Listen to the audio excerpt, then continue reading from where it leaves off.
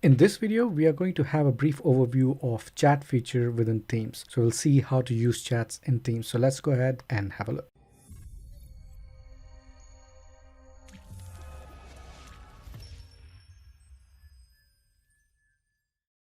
Now, in our previous video, we started off with the activity feed, and the next thing is the chat, and these are my personal conversations over here in this section. So it's a private one-on-one conversation with one other person, something the rest of the team can't see. Or you may also have group conversations where there are 2 or more people involved, and then only that group can see, but they are not part of the team and they are not searchable by other people of the team. So here we are seeing a chat with Alan Steiner, and I can actually see every conversation that we had in our private chat since the beginning of the time, really, including if there have been any files or pictures or GIFs or emojis as a part of it. So this is my one-on-one chat with Alan Steiner. Now, if I want to add somebody else in this conversation, notice up here on your right hand side, I have this add people icon. So if I can click on it, and then I can enter the name of the person that I want to add. Let's say I want to add Kelly Kraut, and as soon as I click on this and click on add, so as you can see, it has started a new conversation, because for privacy, like Alan might not want Kelly to see all the other stuff that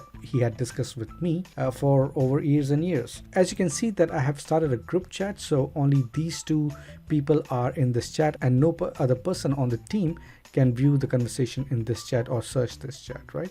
So this is a conversation between me, Alan, and Kelly. So anytime you start a group conversation, that is a separate conversation from your one-on-one conversations. So we will cover that chat in a little more detail in another video, but this is where you can find it here. Okay, now just one more thing. If I have many conversations, let's say over here in this my chat window, it's easy to get lost within those conversations, and so I want to make sure that my most important people are always at the top. So if Alan is somebody that is more important, that I need to communicate with a lot on daily basis, I can click on the 3 dots over here and then click on pin, and as you can see, Alan moves right at the top within the pinned section. Below the pinned section are the people which are sorted by the ones that are communicated recently. Now, you already saw that we have a group conversation where I can add people and we can have group conversation over here. So we also have the ability to share our screens, or to start an audio call, or to start a video call, and this all can also be done within one-on-one conversation. So within my one-on-one chat, I can again share my screen, start an audio call, or start a video call and have conversations accordingly. So this is just a brief overview about the chat section within Teams. Why don't you go ahead and have a look, and stay tuned for our next video.